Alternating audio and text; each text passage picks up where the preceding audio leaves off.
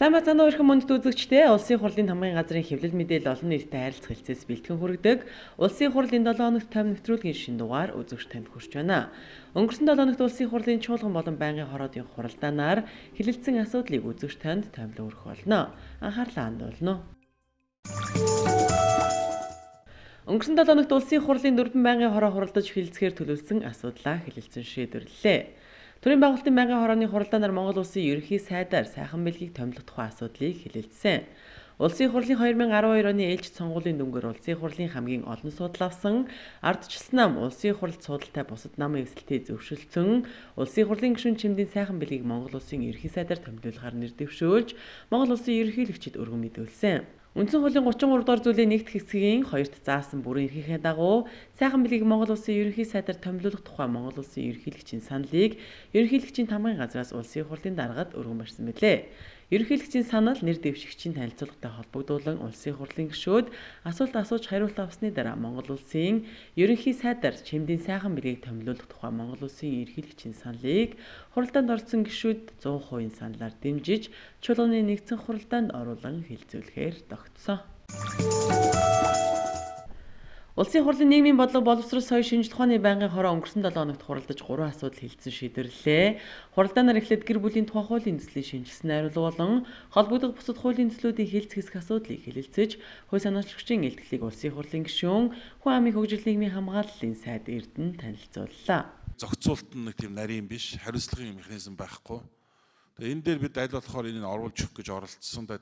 Бид бол хуулийн зүйл заалтаа барихтаа тэр одоо болцшгүй тохиолдлуудыг бол бас аль болохоор авч үзсэн. 15-2-оор нэг гэр бүлийн хүчирхийлэл одоо байгаа нь тогтоогдох юм бол асуудлыг арай өөрөөр авч үзье.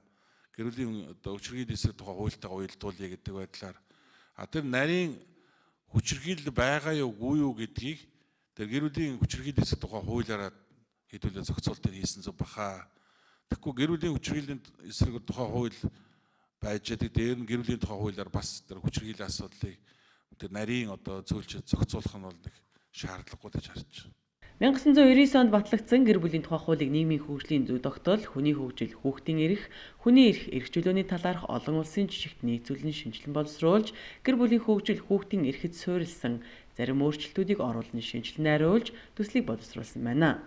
Өнөөдөр Монгол улсад нийт өргөтлөж байгаа эмэгтэйчүүдийн тоо нэг 83 мянга бараг орчим байх шиг байна. Тэгэхээр энэ бол өөрөө их тийм маш одоо анхаарал татсан ийм тоо. Тэгэхээр энэ гэр бүлийн тухай хууль бол энэ асуудлыг нэлээд зохицуулах. За ялангуяа энэ гэр бүл бат бөх байх дээр бол их чухал одоо шийдэл авчрах ийм хууль байгаа. Өнөөдөр тэр чимээгүй тэр дарамтуулыг энэ эдийн засгийн тэгш бус байдалд байгаа юм. Хамт амьдраад идэг гэр бүл харахад бол одоо Монгол сайхан гэр бүл өр хүүхэд нөхөр нь байна. Нөхөр мөнгө олдог гэдэг өөрөө тэр мөнгөний эзэн гэдгээрээ гэр бүлээ ялангуяа тэр дундаа эхнэрээ дарамтлах хүүхдүүдээ энэгээр одоо бас хааж болох юм явдлаас үүдээд гэр бүл бол хүүхэд бас буруу замаар орох, хулгай зэлгээ хийх, эхнэр дарамтанд орох ийм байдал байгаа. Тэгэхээр энэ хуулийн төслөөр эдийн засгийн тэгш байдлыг бол яаж хангах вэ? Өвчтөе болсон үед нь шууд салахгүй гэдэг өгүүлбэр бол айгүй хэцүү. Яг гэх юм бол тэр өвчин бол ерөөсөө хүнээс янз бүрийн байдлаар эмчтэр очиод акт аваад байгаад гэж болох л байгаа л да. Гэтэл хоорондоо тэр хоёр хүний харилцаа ямар болсон байгаа вэ? Тэр асуудал нь бол тэр органик маягаараа хувь заяагаараа шийдэгдэнэ. Тийм учраас тэр өвчтөе гэдэг дээр одоо гэр бүл салахтай нь шууд холбохгүйгээр өвчтөе болсон одоо хүнийгээ асар хамгаалах үүргээсээ татгалзахгүй ч гэдэг юм уу, татгалцсан тооцохгүй, салснаар татгалцсан тооцохгүй ч гэдэг юм уу, арай нэг өөрөөр оруулж иж тэр хүнийг асар хамгаалах үүргийг хүлээлгэх хэрэгтэй байгаа байхгүй. Хүний бүхий л харилцааг зохицуулах гэж оролцох тусам улам одоо нөхцөл байдал хүндэрдэг гэж байдаг. Тийм учраас ёс зүй талаас нь, үүрэг хариуцлага талаас нь за ер нь бол эд хөрөнгийн маргаанаас болж ил одоо энэ гэр бүлийн харилцаа доголдоход хүрдэг шүү дээ. Хоёр хууль дотор зөрчилдсөн заалтууд орчод байгаа байхгүй юу? Тийм учраас энэ дээр бид нэр зайлшгүй харах шаардлагатай харагдаад байна. За дээрэс нь өнөөдөр 84 мянган өрх толгойсон эмэгтэй байгаа. энэ гэр бүлийн тухай хуулиар бид энэ асуудлыг л шийдвэрлэх гэж байгаа гэж үзэж байгаа. Цаашдаа энэ тоо доошо буух ёстой л гэдэг тэр хуулийн цорхог л бид нэр бөглөж чадсан хууль гаргах ёстой. Ингээд хуулийн төслийг чуулганы нэгдсэн хуралдаанаар хилцүүлэхийг хуралдаанд оролцсон гишүүдийн 85.7% саналаар дэмжлээ. Мөн энэ өдөр Монгол улсын төрөөс хүн амын хөгжлийн талаар баримлах зохис бодлого батлах тухай улсын хурлын тогтоолын төслийн хилцэгсэх асуудлыг хэлэлцэн дэмжлээ. Мөн хуралдаанаар соёлын тухай хууль нэмэлт оруулах тухай хуулийн төсөл засгийн газар 2014 оны 6 дугаар сарын 23-ны өдөр өргөн мэдүүлсэн эфирт үндсэн нэвтрүүлэг киноны эзлэх хувийн тухай хилцэгсэх асуудлыг хэлэлцэж гишүүдийн 58.3% саналаар хуулийн төслийг чуулганы нэгдсэн хуралдаанаар хилцүүлэх нь зүйтэй гэж үзлээ. Улсын хурлын өргөдлийн байнгын хороонд эрхлээс ирүүлсэн өрөө томлыг судлан байгууллага албан тушаалтнаас хуулийн хэрэгжилтийн талаар тайлбар мэдээлэл гаргуулan хяналт шалгалт хийх, хуулийн хэрэгжилтийг хангаж зөрчлийг арилгах асуудлаар засгийн газар холбогдох бусад байгууллагуудад чиглэл хууль зөрчсөн шийдвэрийг хүчингүй болгох, өөрчлөх шийдвэрийн төслийг улсын хурлаар хэлэлцүүлэх, хуулийн төсөл санаачлан хэлэлцүүлэх зэргээр таны саналыг ажил хэрэг болгохын төлөө хууль заасан бүхий л арга хэмжээг авч ажиллах болно. Улсын хурлын өргөдлийн байнгын хороо. Хууль тогтоох ажиллагаанд таны санал чухал. Хууль зүйн байнгын хорооны хуралдаанаар засгийн газраас 2014 оны 6 дугаар сарын 23-ны өдөр өргөн мэдүүлсэн шүүгэн шийдвэр гүйцэтгэх тухай хуульд нэмэлт өөрчлөлт оруулах тухай, захиргааны хариуцлагын тухай хуульд нэмэлт оруулах тухай, банкны тухай хуульд нэмэлт оруулах тухай хуулийн төслүүдийн анхны хэлцүүлгийг хийлээ. Ийхүү байнгын хорооны гишүүд хуульчин эрх зүйн байдлын тухай хуульд нэмэлт өөрчлөлт оруулах тухай асуудлыг хэлэлцээд чуулганы нэгдсэн хуралдаанаар хэлцүүлэх нь зүйтэй гэж үзсэн. Эцэст нь хуульчин эрх зүйн байдлын тухай хуулийн зарим заалт үндсэн хуулийн холбогдох заалтыг зөрчсөн эсэх асуудлаар үндсэн хуулийн цэцгийн хуралдаанд оролцох итгэмжлэгдсэн төлөөлөгчөөр улсын хурлын гишүүн Тэмүүжинг томиллоо. Улсын хурлын аюулгүй байдал гадаад бодлогын байнгын хорооны хуралдаанаар 3 асуудал хэлэлцэн шийдвэрлэхээр тогтсон. Байнгын хорооны хуралдаанаар эхлээд хөдөлмөр эрхлэлтийн үйлчилгээний тухай, олон улсын хөдөлмөрийн байгууллагын 88 дугаар конвенцэд нэгдэн орох тухай асуудлыг зөвшөөрчих талаар хэлэлцлээ. Конвенцэд нэгдэн орж түүний агуулгад нийцүүлсэн хууль эрх зүйн орчныг боловсронгуй болгосноор хөдөлмөр эрхлэлтийн төрийн үйлчилгээний стандарт, чанар, соёлыг олон улсын жишигт нийцүүлэх, хөдөлмөрийн ажилтнуудыг чадварчуулах, төрийн зарим үйлчилгээг хувийн хөвшилд шилжүүлэх зэргээр үйлчилгээний үр дүнг дээшлүүлэх боломж бүрдэх юм аа. Эдийн засгийн бүс орон нутаг дахь ажил хүчний төлөвлөлт зохицуултыг сайжруулах чиглэсэн цалин хөлс, урамшууллын бодлогыг хэрэгжүүлэх, ажил хүчний хөдөлмөрийн зах зээлд, олон улсын зах зээлд өрсөлдөх боломжийг цаашдаа нэмэгдүүлэх, өөрийн орны хөгжлийн тэргүүлэх чиглэлээр ур чадварыг эзэмшүүлэхэд түлхүү анхаарсан бодлогыг хэрэгжүүлэх, энэ чиглэлээр нийгмийн зөвшлийн гэрээ хэлцлийн механизмыг сайжруулах асуудлыг конвенцийн агуулгад нийцүүлэн судалж шийдвэрлэх боломжтой болох юм аа. Ингээд санал хураалт явуулахад байнгын хорооны хуралдаанд оролцсон гишүүд 100% саналаар уг конвенцэд нэгдэн орох тухай асуудлыг дэмжиж, энэ тухай байнгын хорооны санал дүгнэлт хуралдааны тэмдэглэлийг засгийн газарт хөрвүүлэхээр тогтлоо. Мөн энэ өдрийн хуралдаанаар хөдөлмөр эрхлэлтийн хувийн байгууллагын тухай, олон улсын хөдөлмөрийн байгууллагын 181-р конвенцэд нэгдэн орох тухай асуудлыг зөвшөлдслөө. Олон улсын хөдөлмөрийн байгууллага нь хөдөлмөр эрхлэлтийн хувийн байгууллагын ажиллах боломж, нөхцөл, үйлчлүүлэгчдийн эрх ашиг хамгаалах хэм хэмжээг тогтоосон хөдөлмөр эрхлэлтийн хувийн байгууллагын тухай 181-р конвенцийг 1997 онд баталсан бөгөөд одоо орох 28 улс нэгдэн ороод байгаа юм аа. Ингээд санал хураалт явуулахад хуралдаанд оролцсон гишүүд 100% саналаар уг конвенцэд нэгдэн орох нь зүйтэй гэж үзсэн тул энэ тухай байнгын хорооны санал дүгнэлт болон хуралдааны тэмдэглэлийг засгийн газарт хөрвүүлэхээр болсон. Байнгын хорооны энэ өдрийн хуралдаанаар бусад асуудлын хүрээнд нууцын зэрэгэлтэй асуудлыг халттай гормоор хэлэлцлээ.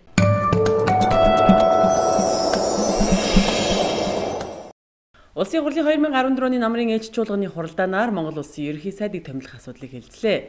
Монгол улсын ерөнхийлөгч элбэгдэрч Монгол улсын ерөнхий сайдад улсын хурлын гишүүн сайхан бэлгийг томилуулах тухай асуудлыг төрийн байгуулалтын байнгын хорооны санал дүгнэлтийг улсын хурлын гишүүн Баканар тус чуулганы хуралдаанд танилцууллаа.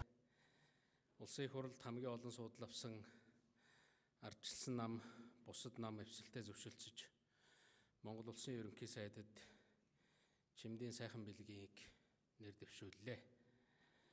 Монгол улсын үндсэн хуулийн 33 дугаар зүйлийн 1 дэх хэсгийн 2 дахь заалтын дагуу чимдийн сайхан бэлгийг Монгол улсын ерөнхий сайдаар томилуулах саналыг Монгол улсын их хурлд оруулж байна. Чимдийн сайхан бэлэг Монгол улсын ерөнхий сайдын албанд хууль, хариуцлага, ёс зүйг дээдлж улс орныхоо эрх ашгийг уртл болгон тулгамдж байгаа асуудлыг шийдвэрлэхийн төлөө санаачлахтаа эрч хүчтэй бусдтай гар нийлэн ажиллаж чадна гэдэгт би итгэж байна. Чимдийн сайхан бэлгийг Монгол Улсын ерөнхий сайдын албан тушаал томилох асуудлыг хэлэлцэн шийдвэрлэж өгөхийг улсын их хурлаас хүсье. Маш хүнд үед өөрөө бол энийг хүлээж авлаа. Нэг бол живэн, нэг бол энэний ард гарч чадах юм бол үнэхээр одоо том лидер болж байна. Тийм л том хариуцлага өмнө чи хүлээж байна.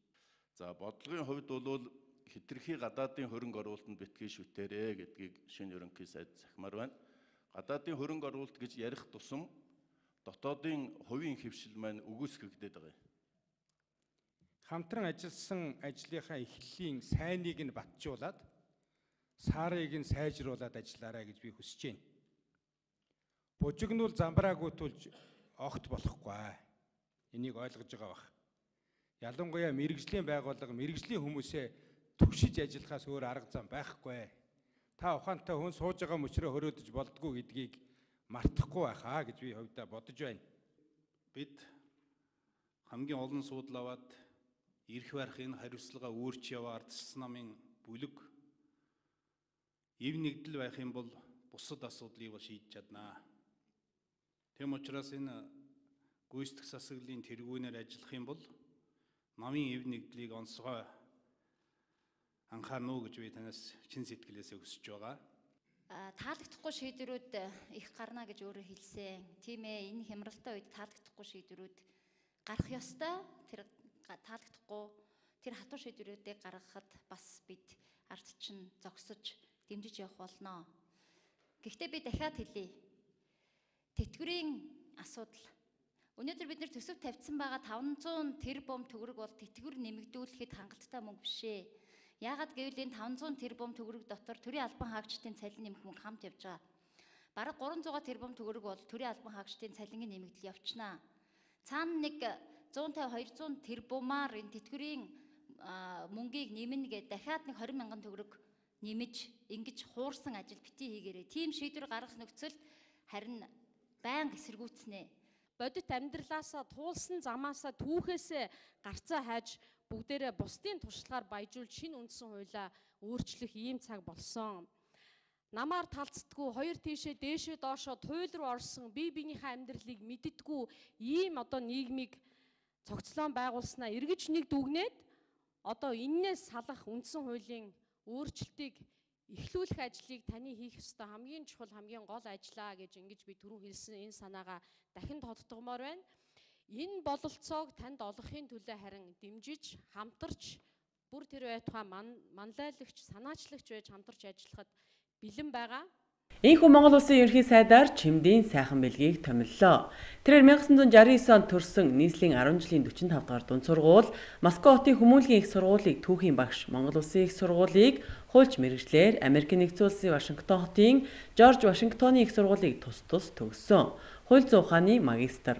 Тэрээр 1991 онд Монголын залуучуудын холбооноос ажлын гараагаа эхэлж, Улмаар тус холбооны нарийн бичгийн дарга ерөнхийлөгч, 1998-аас 1999 онд Монгол Улсын засгийн газрын гишүүн, гэгэрлийн сайд, 2002-оос 2004 онд хууль зүйн E&T товчооны захирал, 2004-оос 2008 онд мэдээлэл харилцаа технологийн газрын дарга, 2004 онд Монгол Улсын засгийн газрын хэвлэл мэдээллийн албаны дарга зэрэг хариуцлагатай алба багшиж байжээ. Сайхан бэлэг нь Монгол Улсын хурлын гишүүнээр 3 удаа сонгогдож, засгийн газрын гишүүн сайдаар 2 удаа томилогдож ажилласан, төрийн ажлын ариун туршлагатай, багаар ажиллах, ачаал даах чадвартай төрийн мэргэжсэн шилдэг залуу боловсон хүчин гэж үзэж Монгол Улсын ерөнхий сайдаар томилуулахаар санал болгосныг танилцуулсан. Сайхан бэлэг нь 2012 оноос Монгол Улсын хурлын гишүүн, засгийн газрын гишүүн, засгийн газрын хэрэг эрхлэх газрын даргаар ажиллаж байгаамаа. Тэрээр төрийн албанд нийтдээ 18 жил, улс төрийн албан тушаалд 10 жил ажиллажээ. Шинээр томилогдсон ерөнхий сайдын хувьд одоо танхимаа бүрдүүлэх ажилдаа шууд орно. Ардчилсан намын үндэсний зөвлөлт хорооноос өгсөн чиглэлийн дагуу бид парламент судалтай бүх улс төрийн хүчинтэй шинэ засгийн газар байгуулах асуудлаар эх өдрүүдэд зөвшөлдсөн. Нэг хэсэг нь эрх барьснараа, нөгөө хэсэг нь хурц шүмжлснээрээ ирээдүйн нэр хүнд нь суг үсээд байгаа юм хиндэн залга. Харин улс төрийн намуудын энэ их талцалд гутарсан, итгэл алдарсан олонний тоол нэмэгдэх хандлагатай байна. Энд мана тана гэдэг эрх ашгаас илүүтэй яаж даймжирч мэдэх хямралыг хэрхэн шийдэх үү гэдэг асуудал. Нөгөө төгөөр улс төрийн намуудаас илүү зохион байгуулалтын болон хүний нөөцийн олонлог, хариуцлага бүрэн ухамсарладаг хүлээдэг өөр хүчтэй нэгдэл байхгүй гэдгийг нийгэмд ойлгуулах журам дүүргэл биднийг хүлээж байна. Энэ үүргээ бид олон зөнхөлж хагарах бутрах замаар бус хамтарч нийлж зүтгэх замаар л биелүүлж чаднаа. Бид 2008-аас 9 оны эннээс хүнд санхүүгийн хямралаас хамтдаа ингэж л бас нийлж гарч байсан. Монгол улс маань 3 сая хүн амтай 10 тэрбум Америк долларын эдийн засагт авсан. Бодлогын зөв өөрчлөлт, гацсан ганц 2 асуудлуудыг байрнаас нь хөдөлгөлт, дэмжсэн урагшлуулсан 2-3 том төсөл бидний хямралт байдлыг эрс өөрчлөх болно. Тийм учраас үүрэг хариуцлага ухамсарлаа, хэрэгтэй шийдвэрүүдэд зориг зүрхтэй гаргацгаая. Өөдрөгөөж итгэл үнэмшлээ эргүүлж олзацгаая. Хамгийн гол нь эв нэгдлийг эрхэмлэж эх орноо бодон хамтдаа зүтгэцгээе. Ерөнхий сайд хамтлагцсноос хойш буюу өнөөдрөөс хойш 14 хоногийн дотор засгийн газрын гишүүдийг томилуулах саналаа улсын их хурлд өргөн мэдүүлэхээр заасан байгаа. Хуулийн хугацаанд өргөн мэдүүлнэ гэж найдаж байгаа. Өнөөдрийн хурал үдээс өмнөх хуралдаан завсарлаж байна. Ирсэн гишүүд баярлалаа. Ерөнхийлөгчд баярлалаа. Мөн чуулганы хуралдаанаар үндсэн хуулийн цэцгийн 2014 оны 10 дугаар сарын 22-ны өдрийн 6 дугаар дүгнэлтийг хүлээн зөвшөөрөх хэсэг асуудал, шүүхийн шийдвэр гүйцэтгэх тухай хууль нэмэлт өөрчлөлт оруулах тухай, захиргааны хариуцлагын тухай хууль нэмэлт оруулах тухай, банкны тухай хууль нэмэлт оруулах тухай хуулийн төслүүдийн анхны хэлцүүлэг болон иргэний хуульд өөрчлөлт оруулах тухай хуулийн төсөл, олон талын хөрөнгө оруулалтыг баталгаажуулах байгууллагын конвенцэд орсон нэмэлт өөрчлөлтийг саяхан батлах тухай, далайн хөдөлмөрийн тухай, олон улсын хөдөлмөрийн байгууллагын 2006 оны конвенцэд нэгдэн орох тухай, аврах ажиллагааны тухай 1989 оны Лондонгийн конвенцэд нэгдэн орох тухай хуулийн төслүүдийг саяхан батлах болон гэр бүлийн тухай хуулийн төслийн шинжилсэн найруулга болон холбогдох бусад хуулийн төслүүдийн хэлэлцэх асуудлыг хэлэлцэн шийдвэрлэлээ.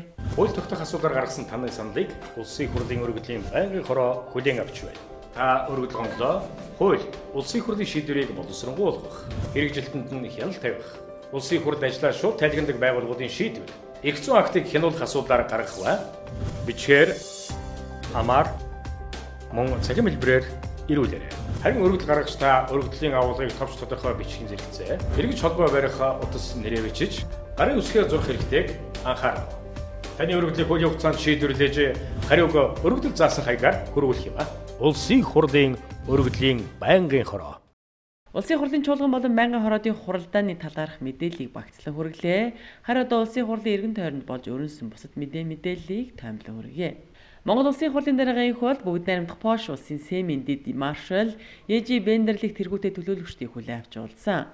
Улсын хурлын даргын их бол Сеймийн дэд маршал тэргүүтээ төлөөлөгчдийг Монгол улсад тавтай зочлохыг хүсээд уулзаж байгаадаа баяртай байгаагаа илэрхийлсэн. Ноён Ежи Бендерлих улсын хурлын даргаыг цаг зав гарган хүлээн авч байгаа талархал илэрхийлээд Монгол улсаас Польш улсад суух туршлагатай элчин сайд Томсонд баяртай байгаагаа дуулгалаа. Мөн тэрээр хоёр улсын тамгын газар хоорондын хамтын ажиллагааны санамж жижигт гарын үсэг зурхад бэлэн болсон талаар танилцуулж Монгол улсын хурлын даргаыг Польш улсад айлчлах үеэр гарын үсэг зурхаар хоёр тал тохиролцсон гэлээ. Түүнчлэн Монгол Улсын их сургуулийн Польш хэлний ангийн оюутнуудтай уулзаж санал солилцсны зэрэгцээ оюутнуудад олгох тэтгэлэг цаашид хийж хэрэгжүүлэх арга хэмжээний талаар мэдээлэл хийсэн тухайга танилцуулсан юм а.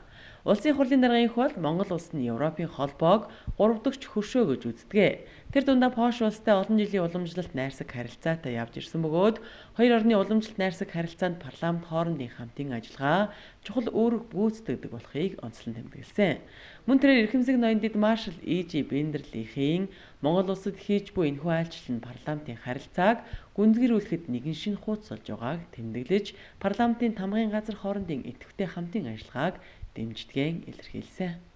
Мөн эдгээр төлөөлөгчдийг улсын хурлын гишүүн соёл спорт аялал жуулчлалын сайд оюун гэрэл хүлээн авч уулзлаа. Уулзалтын энд улсын хурлын гишүүн соёл спорт аялал жуулчлалын сайд оюун гэрэл бүгд найрамдах Польш улсын Сеймийн дэд маршал Ежи Бендерлих тэргүүтээ төлөөлөгчдийг Монгол улсад айлчж байгаад баяртай байгаагаа илэрхийллээ. Мөн тэрээр хоёр орны соёлын харилцааг шин түвшинд гаргаж хөгжүүлэх хүсэлтэй байгаагаа дуулгаж кино урлаг, соёлын үеийн сэргээн засварлалтын салбарт хамтын ажиллагаагаа хөгжүүлэх бүрэн боломжтой зэрэгцээ урт хугацааны найрсаг хамтын ажиллагаагаа улам бүр өргөжүүлэн хөгжүүлэхийн төлөө хамтран зүтгэх боломж байгааг хэлсэн. Уулзалтын үеэр цаашид хоёр улс соёлын салбарт хамтран ажиллах урлаг соёлын томоохон арга хэмжээг харилцан зохион байгуулах болон бүгд найрамдах Польш улсад соёл урлагийн чиглэлээр суралцах оюутнуудын тоог нэмэгдүүлэх зэрэг олон чухал асуудлаар харилцан санал солилцлоо. Улсын хурлд эмэгтэй гишүүдийн төлөөлөл улсын хурлын гишүүн Эрдэнэ Чимэг Уянга Баянсэлэнг одон туяанаар Mobicom корпорацийн зүгээс санаачилсан зүрх бүхний төлөө зорилттой хөтөлбөрт оролцсон, төрүүлсэн Монгол улсын гавьяач жүжигчин Одон Чимэг болон өөрийн санаачлагаар эмнэлгүүдийн танхимыг догчулсан соёлын тэргүүний ажилтан Ундрмаа нарыг төрийн ордонд хүлээн авч уулзлаа. Бид нар улсын их хурлын эмэгтэй гишүүд бол илүү энэ шалтгааныг арилгах чиглэлд явах ёстой гэж ингэж боддог. Яагаад энэ тэнмэл хөвгт, яагаад орон гэргүүчүүд, яагаад эмнэлэг барьж болохгүй байгаа юм бэ те? Энэ шалтгааныг бол бид арилгах ёстой. Хамгийн гол нь бид үүргээ ухамсарлаад энэ шалтгаан нөхцөлийг арилгачих юм бол бидэнд бас нэг том ажил хийсэн л гэж байгаа үед байгаа хугацаанд энэ тогтолцооныхаа өөрчлөлтийг энэ хүнийхээ хөгжил рүү анхаардаг тэр байдлыг бий болгох юмсан л гэж хичээж ингэж зүтгэж яваа. Уулзалтын үеэр улаанчлалын хогийн цэгт амьдарч байгаа хүүхдүүдэд боловсруулахад дэмжлэг үзүүлэх төслийг санаачлан нийгмийн өмнө тулгамдаад байгаа асуудлыг шийдвэрлэхэд хувь нэмэр оруулсан Монгол улсын гавьяач жүжигчин Одон Чимэг эмнэлгүүдийн хүлээлгийн танхимд огжуулах үйл ажиллагаагаа зохион байгуулсан соёлын тэргүүний ажилтан Ундрмаа нарт улсын их хурлын эмэгтэй гишүүд талархал илэрхийлж батламж гардууллаа. Уулзалтын үеэр улсын их хурлдах эмэгтэй гишүүд болон урлаг соёлын салбарт ажиллаж байгаа эмэгтэйчүүдийн өмнө тулгамдаж байгаа асуудлыг шийдвэрлэхийн тулд хамтран ажиллах бүрэн боломжтой гэдэгт санал нэглэлээ.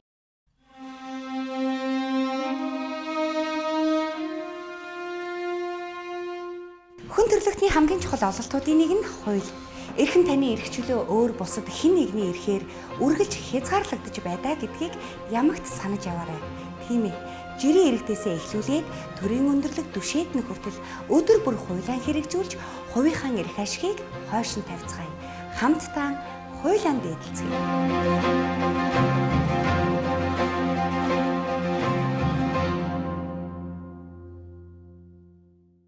Хууль тогтоохтой байгууллагын нэрийг ашиглан мэдээлэл тараах, санал асуулга явуулах зэрэг ёс зүйн үйлдэлүүд гарч байгаатай холбогдуулан улсын их хурлын тамгын газрын хэвлэл мэдээлэл олон нийтэд харилцах хэлтсийн дарга Батхан сэтгүүлчдэд мэдээлэл хийсэн. Сүүлийн үед олон нийтийн сүлжээгээр мэдээлэл идэвхтэй тарддаг зарчим руу ороод удаж байгаа. За ийм учраас бид нар Facebook, Twitter, Instagram, Google+, Flickr зэрэг олон нийтийн сүлжээн дээр Монгол улсын их хурл гэсэн албан ёсны нэршил дээр мэдээллийг та бүхэнд хүргэж ирсэн бэлээ.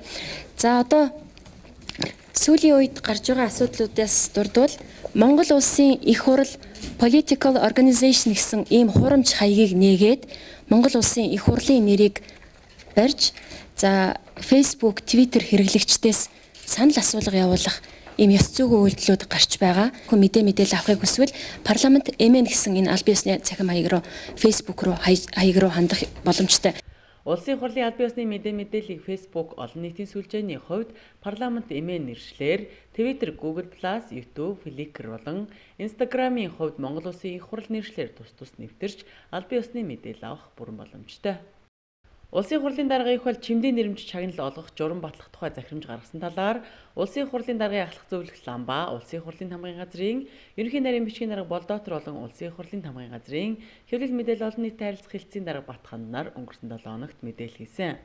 Шагналыг бол жилд нэг удаа бүтээл төөрөвсөн нэг эрдэмтэн судлаач буюу эсвэл судалгааны нэг багт олгохоор журмалж гисэн байна. Тэгэхээр ер нь бол манай сэтгэлчид их сайн мэдж байгаа шүү дээ. Энэ хууль эрх зүйн чиглэлийн их том бүтээл туур байдаг улсууд бол нэг их тийм шагнал урамшил тийм юмд бол нэг явдаггүй. Тийм учраас бол энэ чиглэлээ бол парламентын одоо засаглалтай оронд бол энэ чиглэлийн юмыг бол одоо парламент өөрөө дэмжихээс өөр аргагүй болж байгаа юм. Тэгээд юурээсээ Бирагийн Чимэд гэдэг хүнийг бол Монгол улсын их хурл бол бас өөрийн түүхэнд бол мөнгөлөх ийм зайлшгүй шаардлагатай гэж ингэж үзсэн. Монгол улсын хөлбөрийн баатар ардын багш гавьяа тухулж Баярагийн чимдийн нэрмж чагнал нь Монгол улсын хурлын даргын гарын үсэг бүхий өргөмжлөл, медаль, 5 сая төгрөгийн мөнгөн урамшууллаас бүрдэх юм байна. Улсын хурлын тамгын газар иргэдийг төрийн ордны үйл ажиллагаатай танилцах аяллыг зохион байгуулдаг үлээ. Өнгөрсөн 7 хоногт 16 удаагийн аяллаар хот хөдөөгийн нийлсэн 800 орчим иргэнд үйлчилсэн байна. Танилцах аяллаар төрийн ордонд байрлах төрийн түүхийн музейг үзэж танилцахаас гадна 9 хөлт цагаан туганд хүндэтгэл үзүүлэх, улсын хурлын чуулганы хуралдааны үйл ажиллагаатай танилцах, төрийн ордонд байрлах ховор нандин бүтээлүүдийг үзэж сонирхох зэрэг багтдаг юм а. Монгол улсын хууль тогтоомжтой холбоотой саналаа та улсын хурлын өргөдлийн байнгын хороонд хамдан бичгээр болон амаар мөнгө цахим хэлбэрээр ирүүлээрэй. Хууль тогтоох, хууль хэрэгжилтэнд хяналт тавих үйл ажиллагаанд таны санал чухал. Улсын хурлын өргөдлийн байнгын хороо. Улсын хурлын тамгын газрын хэвлэл мэдээлэл олон нийтэд харилцах хэлцээс бэлтгэн хүргэдэг улсын хурлын 7 хоногт 50 нэвтрүүлгийн шинэ дугаар өвөр өндөрлөж байна. Анхаарлаа хандуулан үзсэн үзэгч танд баярлалаа.